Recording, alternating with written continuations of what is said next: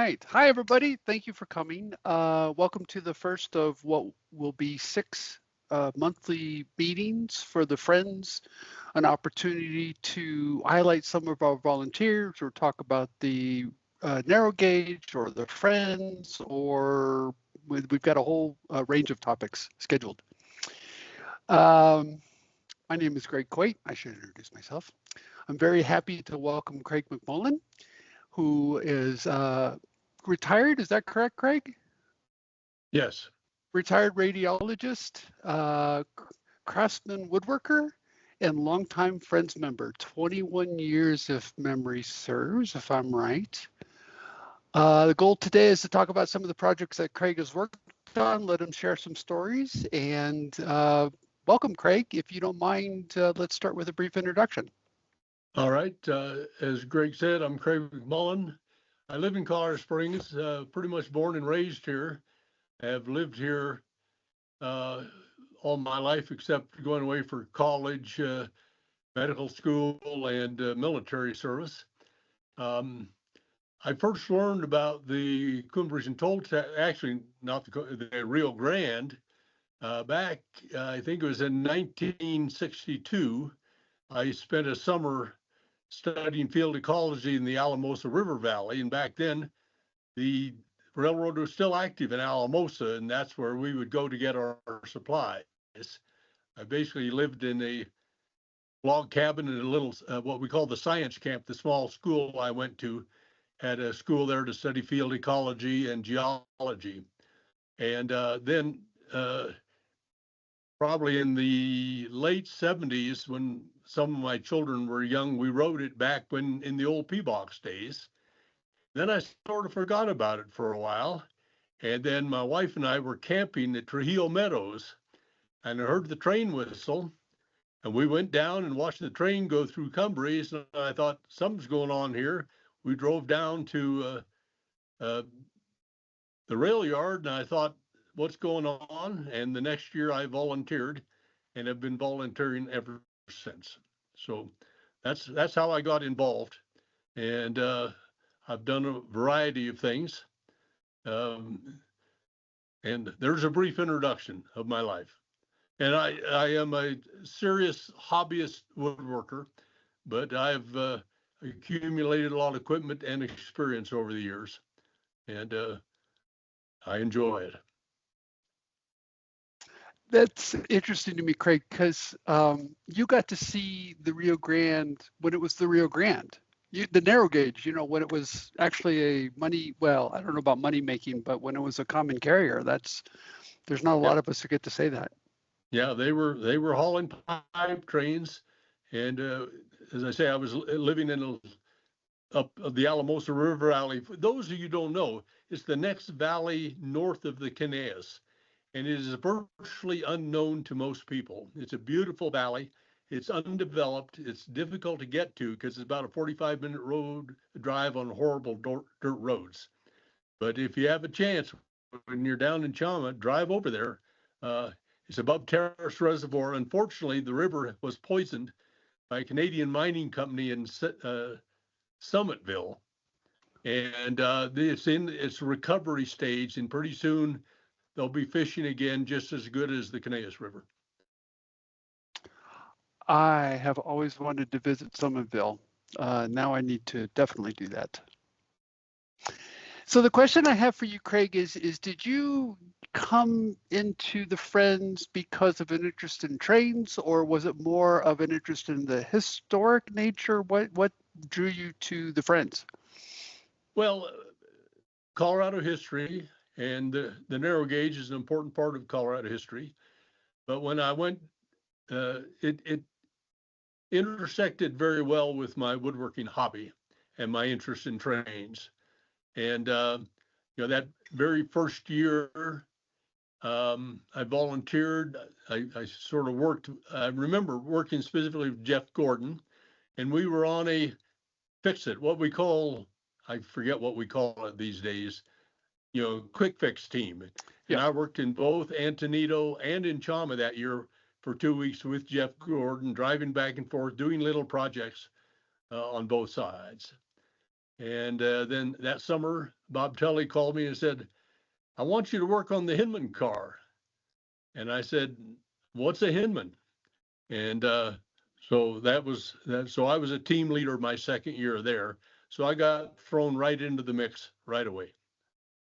And were you already interested in woodworking at that point? Oh, yes. By then I had really built most of the furniture in my house, all the kitchen cabinets, all the beds and desks and tables. And it was a creative outlet for me. Let's say medicine isn't always the most creative thing if you have a little bit of creative or artistic expression, we'll call it. So it was a good outlet for me. And I've been a serious hobbyist woodworker since the 70s. I would imagine if you start getting creative with radiology, people get mad. Well, yeah, no, I wouldn't say that. I mean, Okay. you can do both, but it's it was I've done some what we would call artistic woodwork with fancy veneers and things like that, and a little different than the railroad work, but Yeah. still just as satisfying. Yeah. What was it like being a team lead your second year at the Friends? Fish out of water. Um, I mean, I had wished I had had a year or two to work with some of the most experienced people, and I didn't have that chance. People like Don Bayer. I really wish I had had a year to work with Don or one of the other really experienced people to learn my way around. So I did sort of get thrown into the mix pretty quick, Yeah. which is neither good nor bad. It just is one of the things that happened to me. So Tom has put up a list, a short, well, a partial list of the many projects that you've worked on. You mentioned the Quick Fix team already. You mentioned the Hinman car. You mentioned Bob Tully, but I don't think you mentioned the Tully caboose. What Yes. what what, what work did you do in the caboose? Well, I after it, as I recall, Don Bayer started that, and I think it's made from an old stock car. And it was pretty well, and they asked me to finish the interior of it. So I Oh, made new windows for it, and I did all the finish work on the cupola. I put in the heater, the stove, and all of that sort of thing. And I felt very nervous being signed team leader on that because Don Bayer had done it all, and he was he he was probably the most knowledgeable person. And they asked me to take over his project, and I went to him and I said, why am I doing this? He said, well, I'm moving on. That's when he started on the RPO. And I sort of felt like I was stepping on his toes, but it turned out that that was not the way it was. Someone else made that decision and put me in there. So I sort of finished off the caboose. Um, and it's I'd always wanted to work on a caboose. I mean, cabooses are yeah, cool. Even as a little yeah, kid, you want to work on a caboose. yeah, Yeah. very much so. And it's a beautiful caboose. Caboose. It's really well done inside. Is that the one that at one point was outside braced? Am I remembering that correctly? No, not to my knowledge. Okay. Okay. I Yeah. must be thinking of something else. Yeah.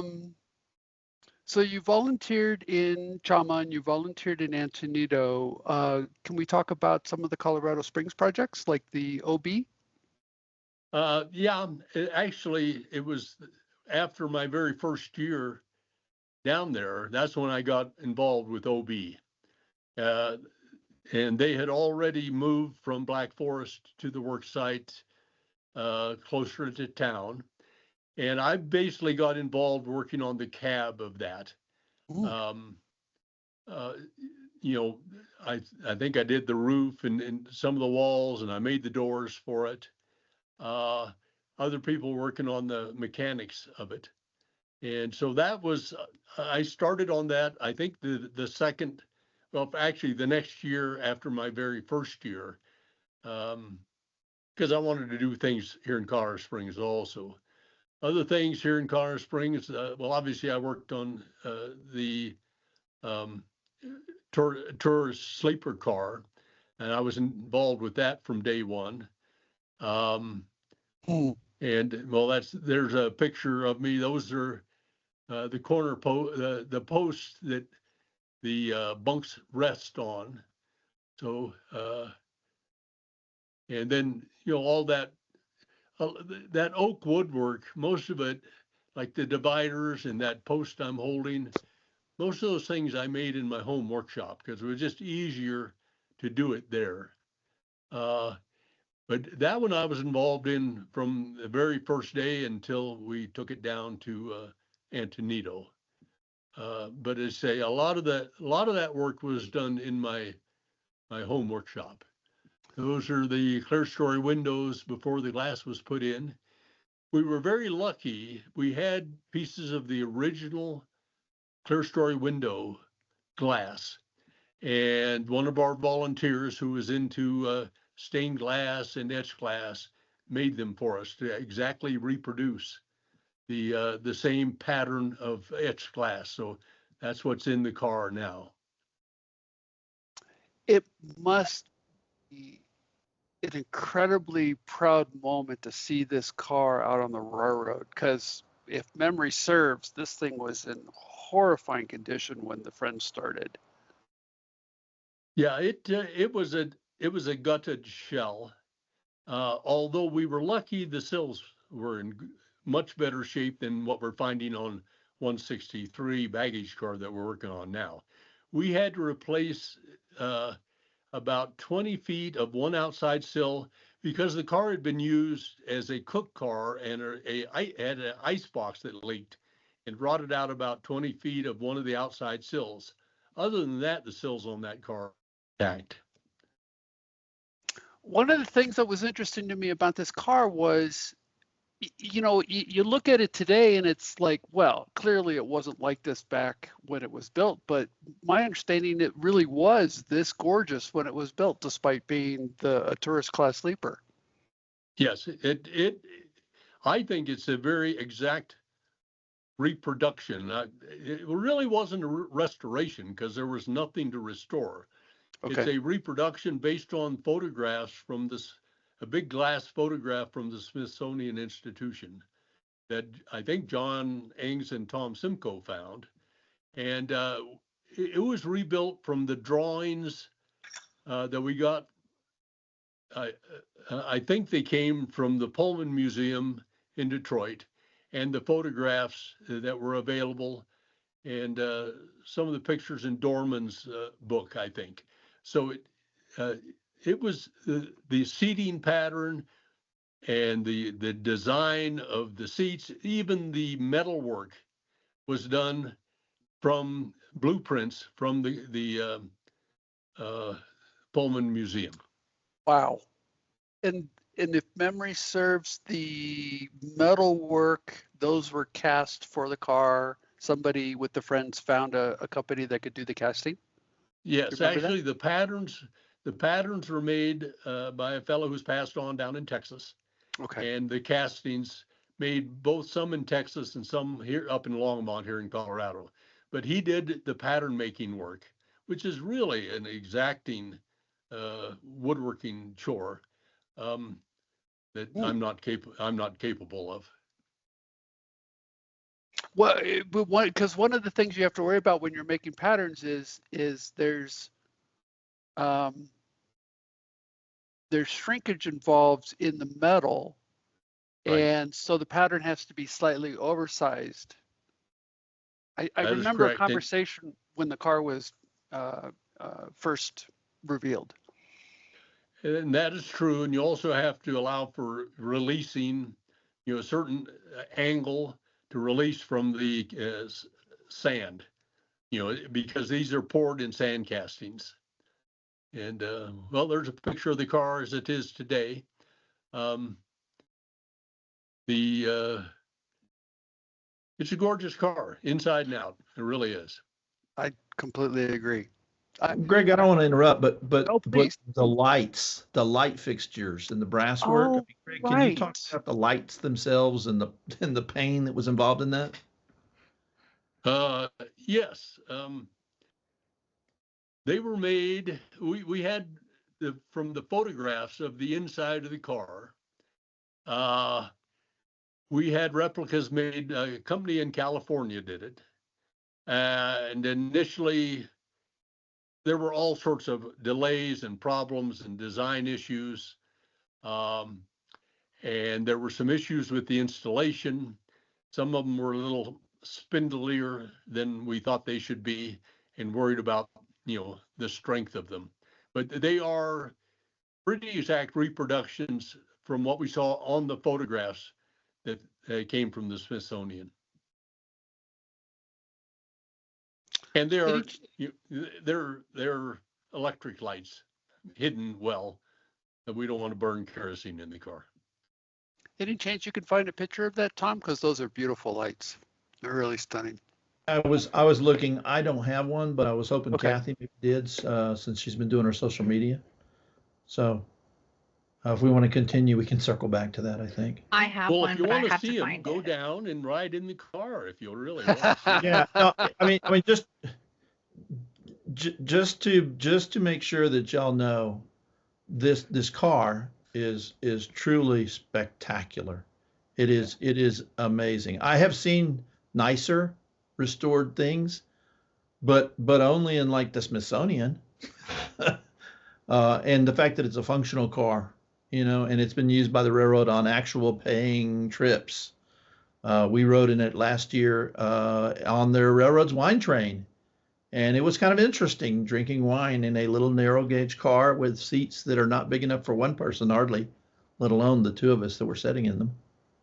It was also used on the overnight train during the Victorian era, the last night of the Victorian era celebration. Yep. Victorian steam. I'm not remembering the name exactly. Melissa is asking if anybody happens to know what the total cost of the project was to complete. I don't know the answer to that. I'm sure that I suspect John Angus knows, Yeah. or Tim, but I don't know. That's my job is to I've buy the heard, wood and use it. yeah, I've heard numbers with lots of zeros in it.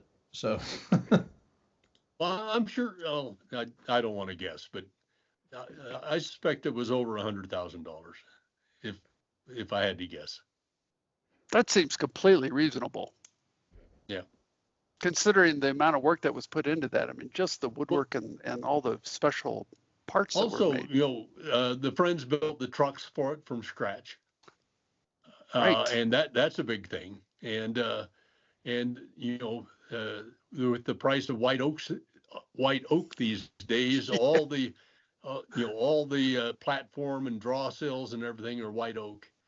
And yeah, it was a very expensive project, and it, I think, was a little over 9 years. But we work every other weekend, and then during the summers, often we don't get as much work done because many of our volunteers are working down in either Antonita or Chama. Yeah, that makes sense. yeah, I think that was one thing we didn't talk about, Greg, about making a point of is that we do work sessions in the summer here on the railroad, but Colorado Springs has had a standing work session going on first, third, and fifth Saturdays, right? For Yes. I don't know, a long time. And Yeah. we've discussed other facilities, but it requires a group that is going to hang around and is going to be that steady group of folks. So for those of you online, if you haven't been to those sessions, if you're going through Colorado Springs on the first, third, or fifth Saturday, go down to the Trolley Museum and around 9 or 10 o'clock and see what Craig and the guys are doing. It's very, very cool. I mean, We're always interested in having more people. We have a nice arrangement with the Trolley Museum, which, just for those of you don't know, is in the original Chicago, Rock Island, and Pacific Roundhouse here in Colorado Springs. It was the end terminus of the Rock Island here in Colorado Springs. So we are working just outside, well, over a pit, over one of the roundhouse pits just outside the main roundhouse. So that's historic too, and we're right by the joint line, so we get to watch trains go by all day. So that makes it even more special. I would like to talk a little bit about some of the other things we've done here in Colorado Springs. Please. One of the things we were asked, John Bush asked if we would make the cab for 168 when it was being rebuilt. And that was a very fun project. And people kept sending me blueprints. I thought, I don't need blueprints. I've got the old cab sitting here. And we took it apart board by board. And it's made of solid white oak also. It's all mortise and tenon, held together by captured bolts. And so there is not a screw or a nail in it except those holding on to hinges. So there are literally as long as 18-inch square head bolts holding that together as a kit. So we made this in my shop as a kit, drove it down to Antonito. Now, this is a different picture. This is the pilot for 168, but this is in my home woodworking shop. And that was another interesting project because this I actually did make from a blueprint that we got from the Colorado Railroad Museum. And it was fascinating to have the compound angles on every one of those. And I think it was 2 summers ago, it hit a rock. And I was horrified, but came to find out that the rock was damaged, not the pilot. But that again is solid white oak. And it was a fascinating project for me. So those were projects for the railroad, but basically the railroad approached the French and said, do you have somebody who can do these jobs for us? Yes. Is that okay? Yes, that's what happened. And then we've done other things we built 5 K-36 dog houses here in Colorado Springs. And actually, well, that picture is a combination. Yeah, there's some of the dog houses. They were absolutely falling apart on every one of the K-36s and the K-37 sitting there in storage. And I think I actually approached them and said, can't I make some because these look terrible. They're falling apart. Doors are falling off.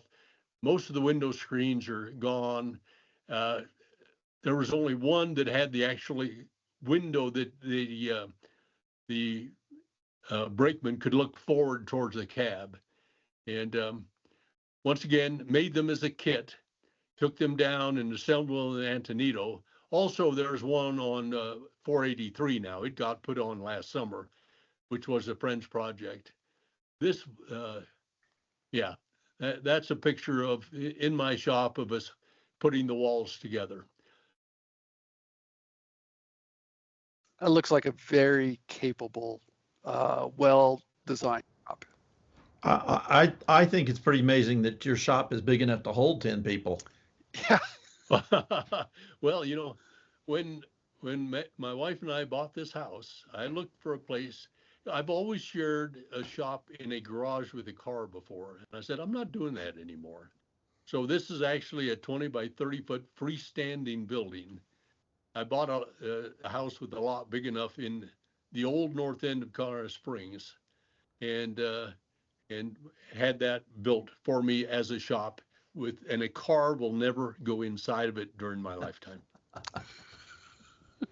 You'll notice right over my head on this picture is an old surgical light. That one day I was leaving work at Penrose Community Hospital and they were throwing this old surgical light in the dumpster. And I said, what are you doing?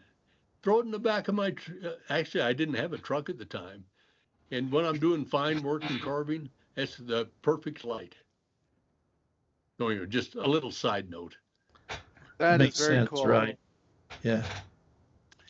Craig, so in addition to all of this, you, at least in the time that I've known you, you've basically managed the carpenter shop in Chama. Can we talk a little bit about what that project is like and what other projects you've supported as the carpenter shop supervisor? Yeah, well, uh, almost all the projects, I do it mostly in Chama, and every project needs some woodworking done. And uh, my main job in the carpenter shop is safety. And we have people of varying levels of experience. And I've occasionally had to yell stop when I thought someone was doing something unsafely. And I've always said, if you're not sure how to operate a tool, if you feel uncomfortable, either let me show you how to do it, or I will do it for you and be happy to do that. And like on the current project of the what we call the Hollywood car, they've been so busy doing other things that I end up doing a lot of the woodworking for that, particularly milling boards for them and cutting them to length and making sure they're, there's a lot of them need some routing and stuff like that. Uh, Maintaining the shop. I also am in charge of ordering all the tools for the wood shop on both sides of the railroad, um, and order all the wood for all the projects on both sides of the railroad. So that Wow. keeps them busy on, we deal with the local lumber mill there in Antonito, but the wood we need custom milled, like siding, tongue and groove work we get from a mill here. For the most part in Colorado Springs, there's another one called Reed Mill in Lumber that we get some of it from.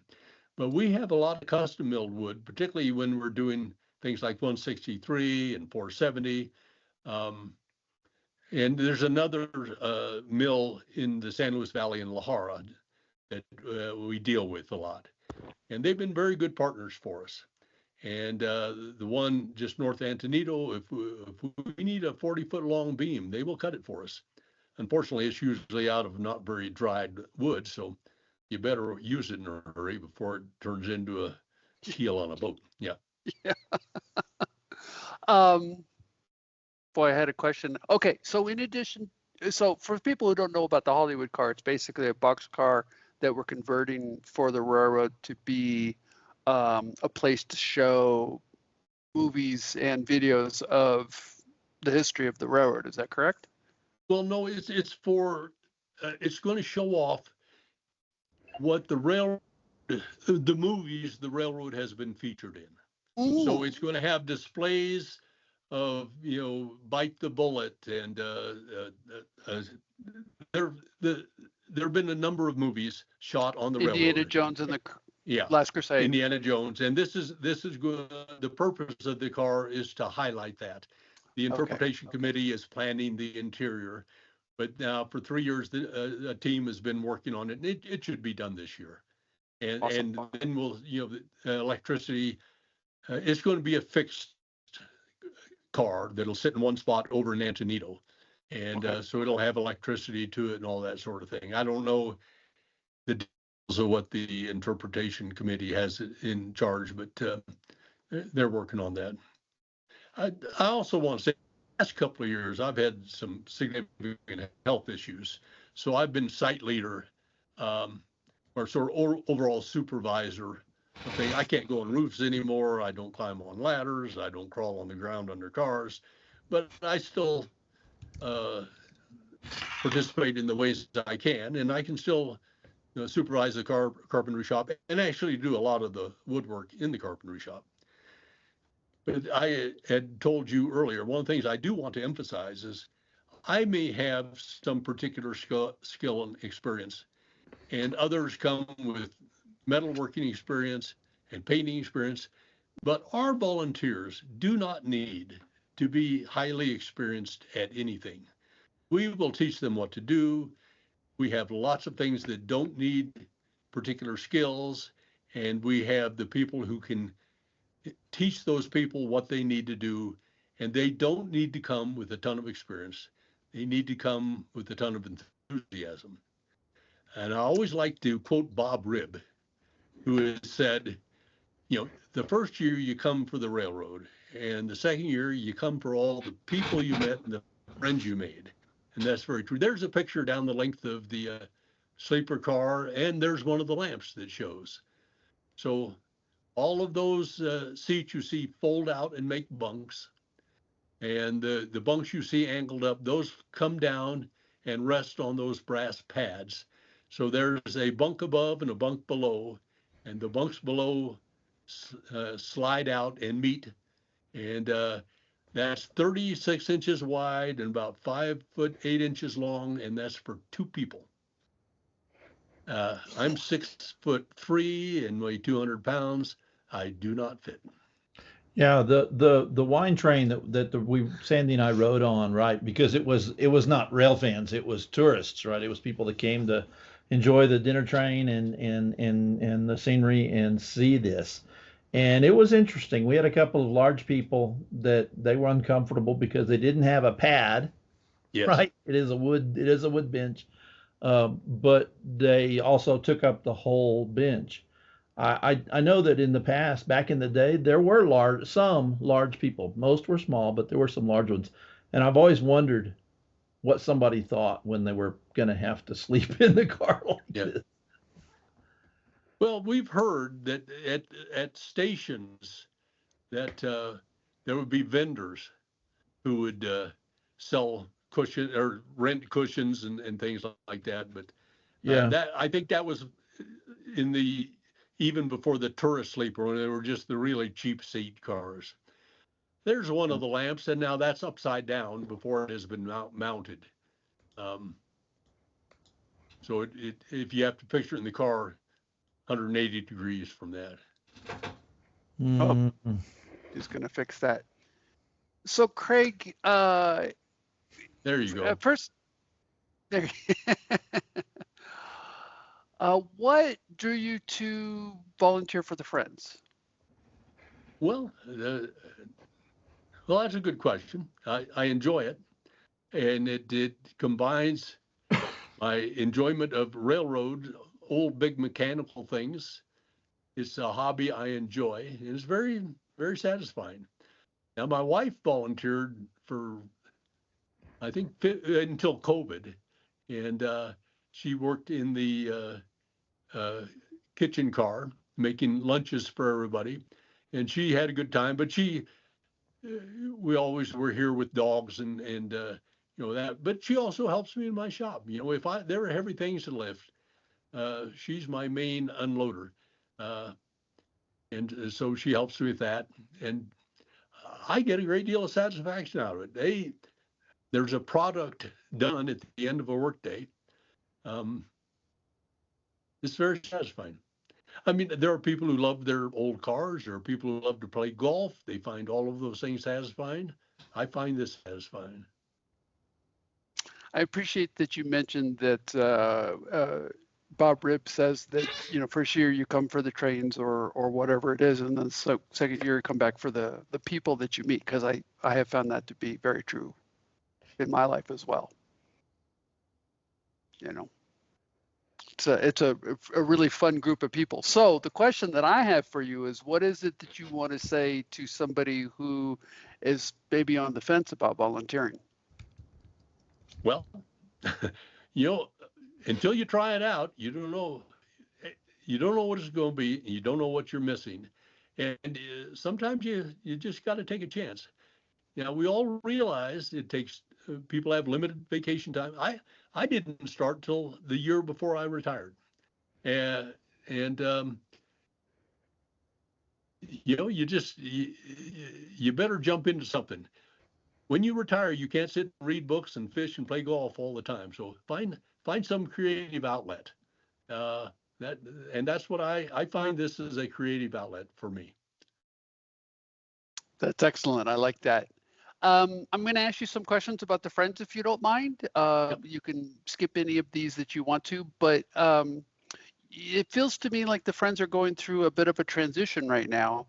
And so the question that I have for you, as somebody who's been here for 21 years, is what do you want to see the Friends continue to do that they've been doing?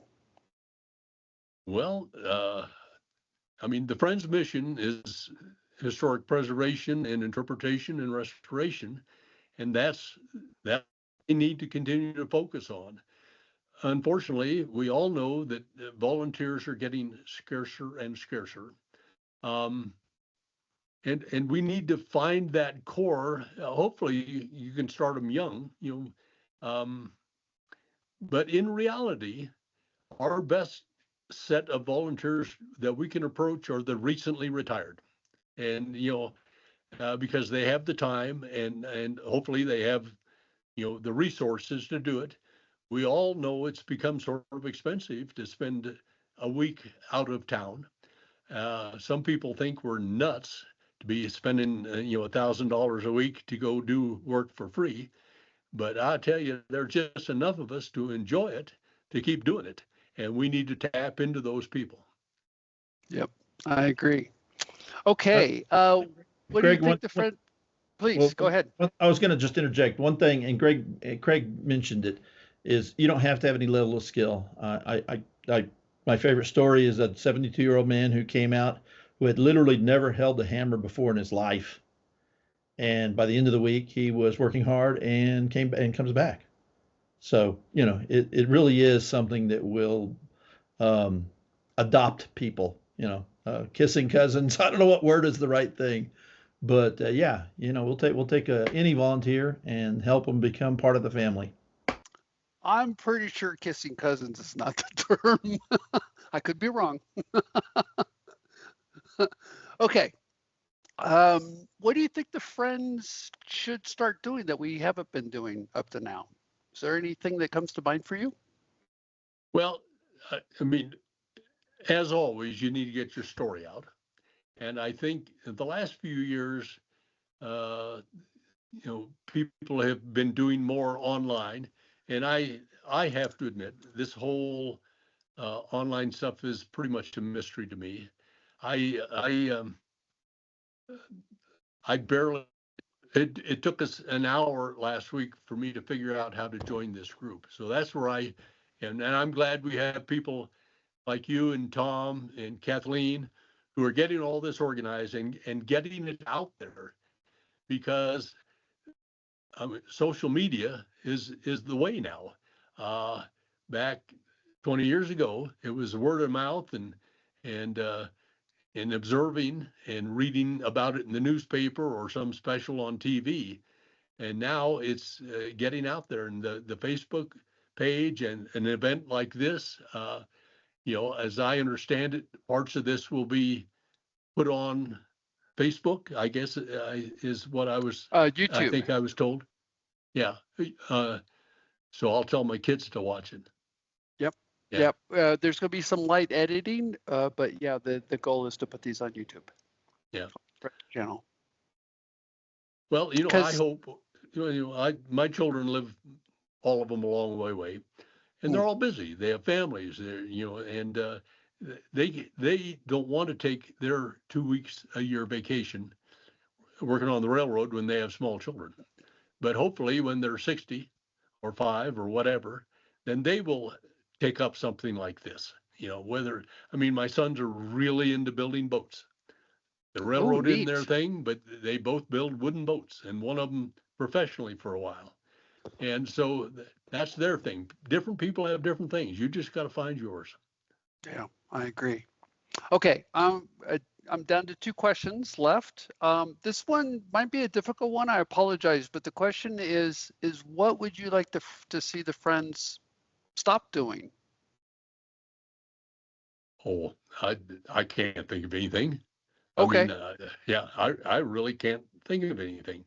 Okay, that's fair. As near as I can tell, everything we are doing is directed at the mission of the railroad. Yeah, the photo freights, they draw in people. They draw in publicity.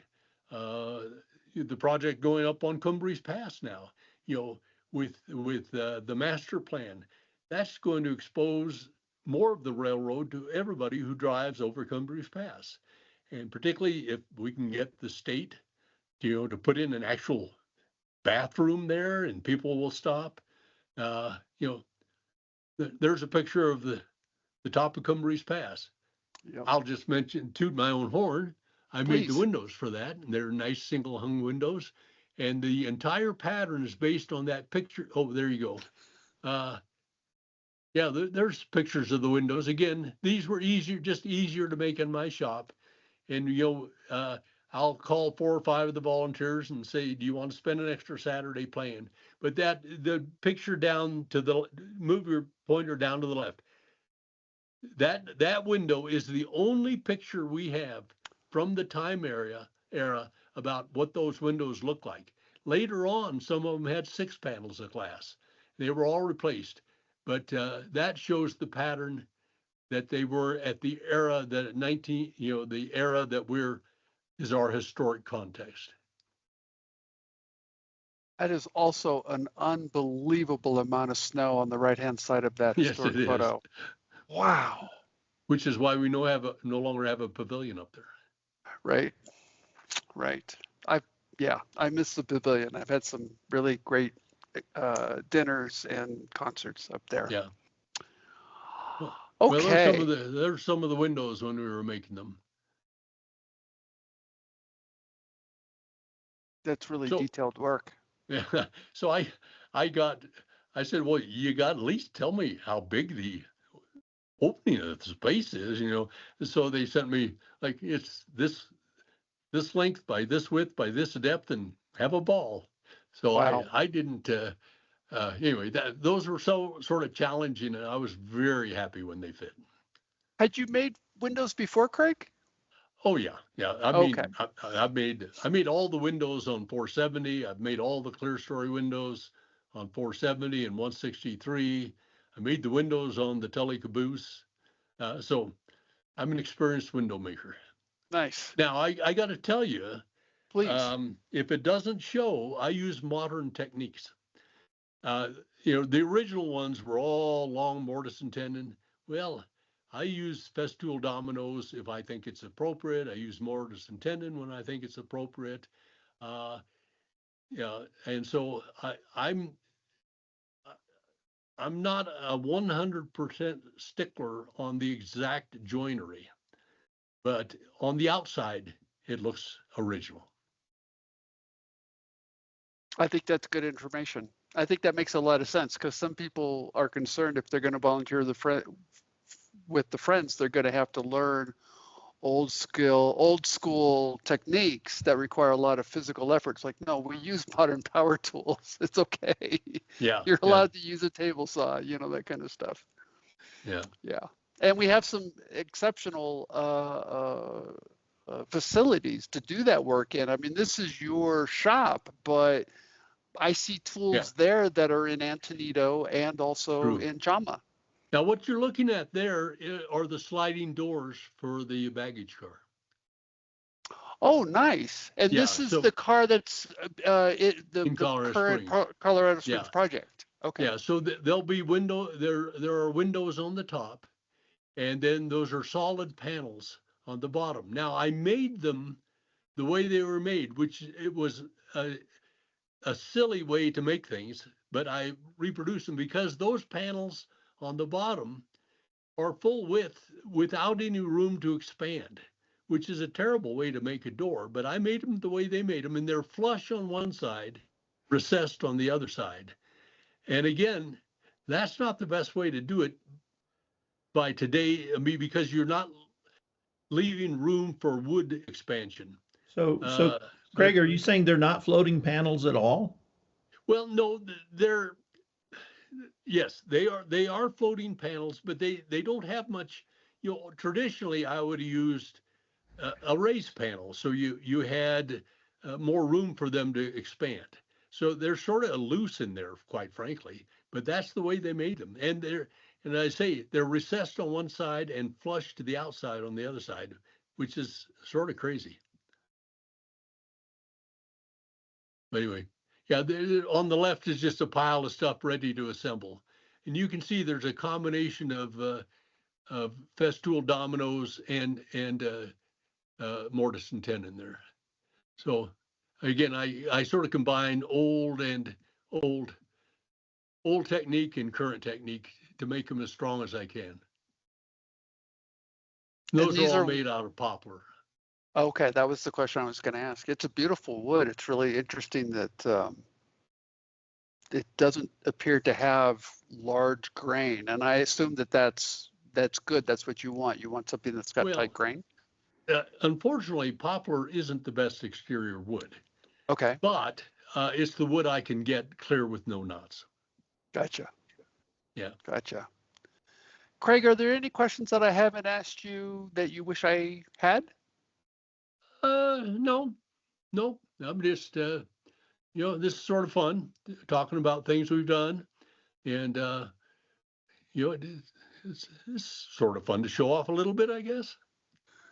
Well, you deserve it. I mean, you've worked on some incredible projects, and as long as I've been here, you've been a mainstay of the Friends and a big help to all the teams that are trying to get work done.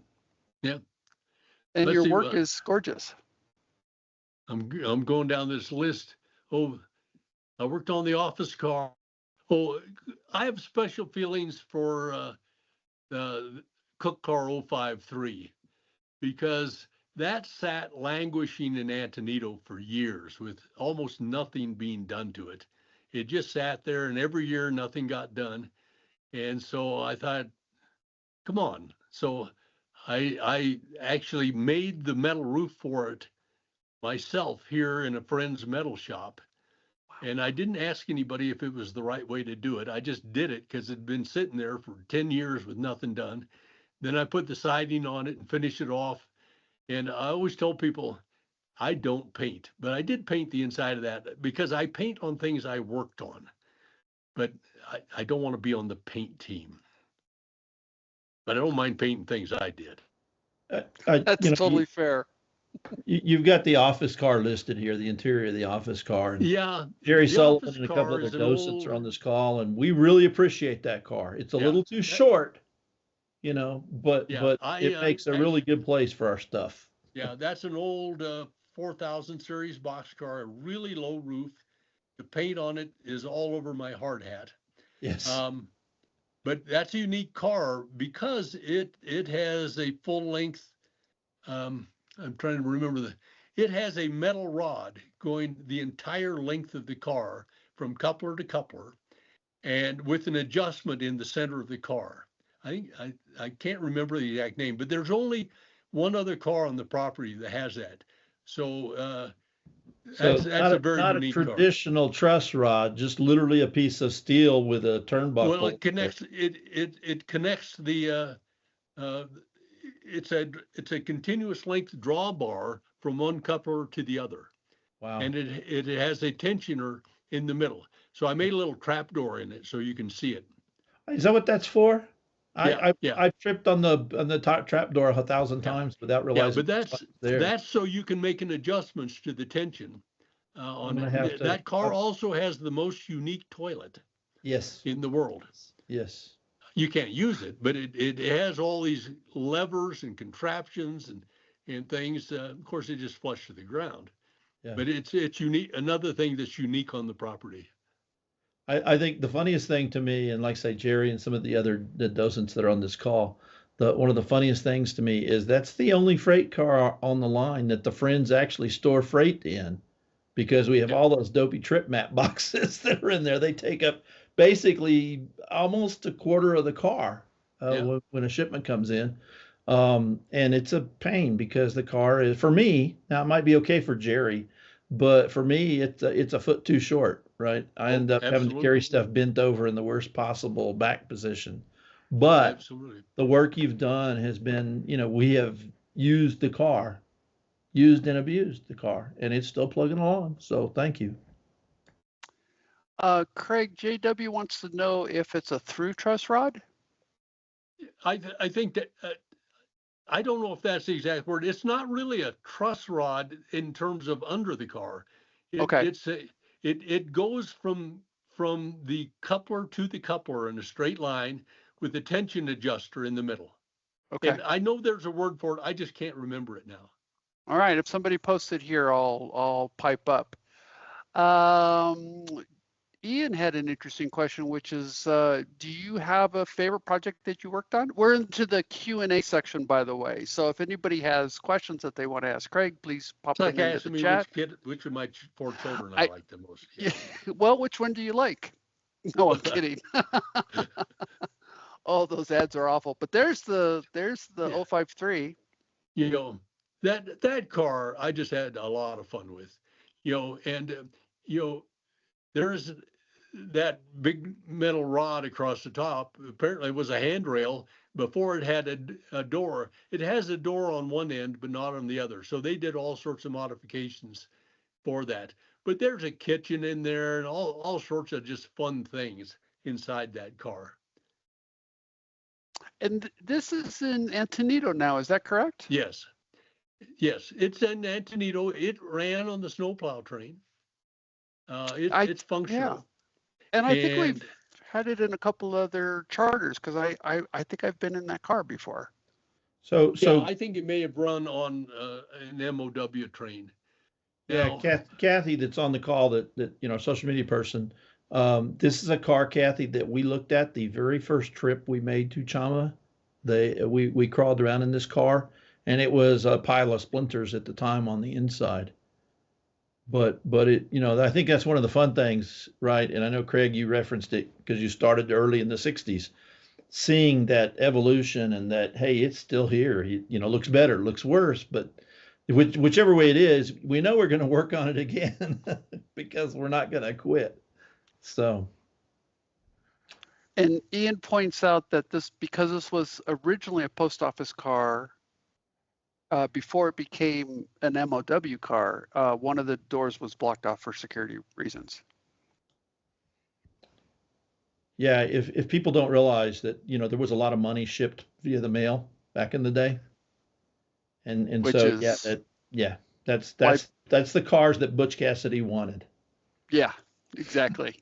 It's great. The best scenes in that movie probably are with the guy who works for the post office in the car saying, "Butch, I can't, I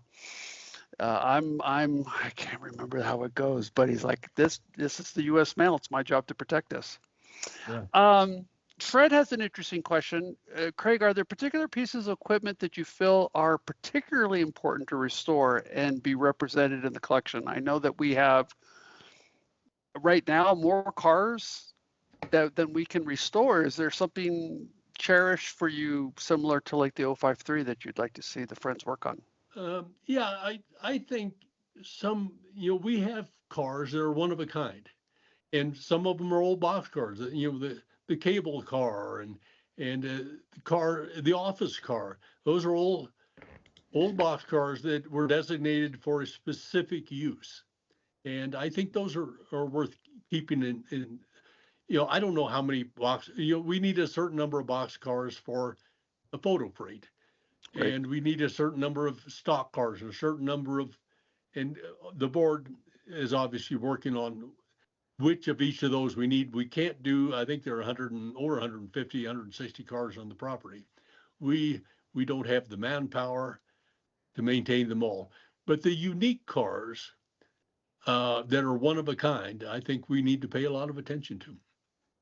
Yeah, those 0400 box cars are pretty special. Paul asks, I think, a related question, which is, and you may not know the answer to this, that's perfectly acceptable, but what efforts are the Friends making to address the short lifespan of a car after it's restored? They're out in the open, they're exposed to pretty interesting weather in Chama and Antonito. The paint especially takes a beating. Are you aware of any projects to try and help in that respect? Well, the board just approved raising money for covered car storage in Chama. Awesome. So a board member ought to address that. Okay. Well, that's really good to hear, though. I didn't know that had been approved. Yeah, that was announced at the meeting here in Colorado Springs. Yep. And at the board meeting, it's my understanding, they're starting a fundraising to build a rather extensive covered storage facility here in Chama. Yeah, no, absolutely, Greg. I mean, the challenge here is that the amount of money and the construction challenges in Chama. This would be facility would be, at least at this point, it's planned to be in Chama because that's where the bulk of the freight inventory is. Down below the yard, down the hill from the engine house track. And I think we're talking about possibly 45 or 48 cars. I don't remember exactly, Wow. but the challenge is we have over 170 cars total, right? Freight cars.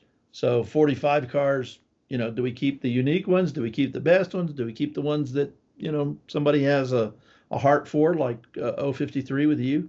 That project is going to have to require contractors. We're not allowed to build a building like that in New Mexico as a volunteer organization. We can work on it, but it has to be engineered and an architect and permitted and all that good stuff. So that's on the list. The commission, the railroad operating company, and the Friends have all committed to working towards that goal. How long will it take? I don't know. It's going to be maybe $500,000 to build a building big enough for that, with all the track work and everything that has to go into it. And that's not even that's basically like a fancy pole barn, Right. as opposed to a nice insulated building, right? Right.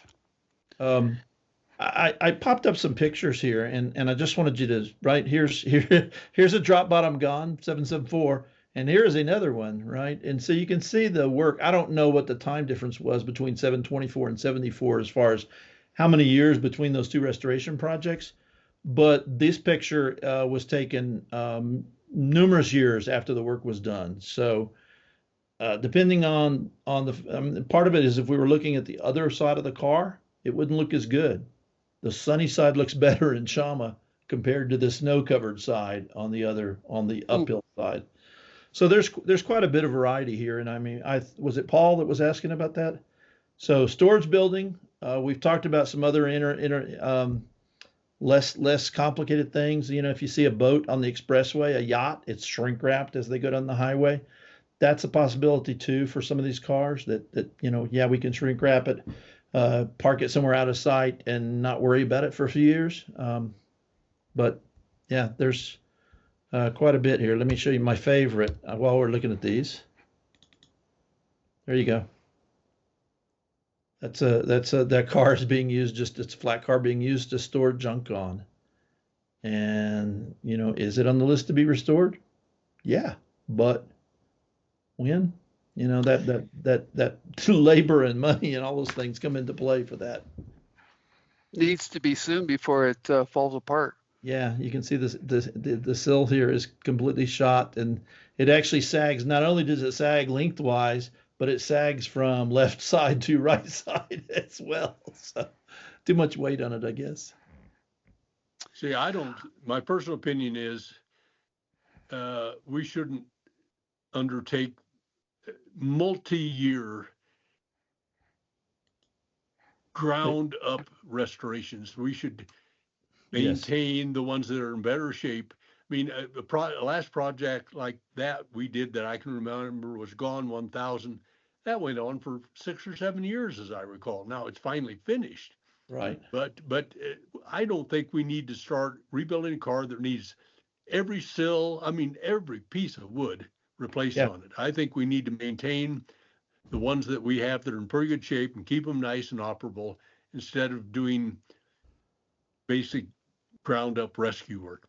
Yeah, for the attendees here, Paul, and anybody else that's interested in that is a discussion that's ongoing, and the commission, the combination of the National Historic Landmark Registry, there were certain pieces of equipment that were on that list that we can't get rid of no matter how bad it is.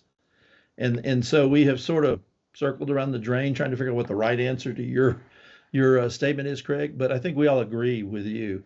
This is the Hinman car, right? I think it is, because it's taller than the Hinman car was a passenger car, all metal, came from the Mexican narrow gauge and did not have a side door. So right. Oh, well, okay. So then it's not the. And the Hinman car currently resides at the Loop. Right. And they have restored it. Yeah. Yeah. As I understand it, the Cumbres got rid of it because it kept derailing. Yes, I've heard that many times. Yeah. Craig, I've got one more Q&A question from the audience. Okay. This is from Randy, and this is a potentially sensitive subject. You can just say pass. That's perfectly acceptable. But you mentioned some physical issues in the recent past, and we know that you are full steam ahead. Excuse the pun. With all of the projects that you're working on, what keeps you like as motivated as you are, despite some physical struggles? Oh, well, I mean, what's the alternative? Sit in my rocking chair?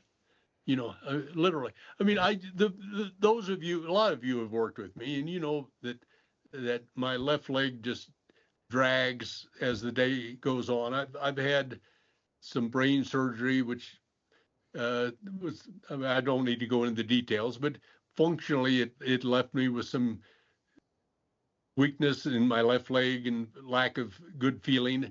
And so you watch me dragging my leg through the yard, but I still want to keep going. I don't want to quit doing this as long as I can, and I intend to keep doing it as long as I can. I'm signed up for 2 weeks in Chama next summer. God willing, I'll be there, and as long as I can do it, I will do it. And as I say, I don't go on roofs, I don't go on ladders, I don't crawl around the ground, but I can still help in every way I can. And life goes on. Yeah, I think you put it very well. So I want to thank everybody for joining us. One of the pieces of feedback we got from when we used to do this in the past was I would let the meetings go on a very long time. And so I'm trying to not do that this time. But I want to thank everybody for being here. And I want to thank Kathleen Walzer and Tom Stewart for making this happen. Without them, we wouldn't have this.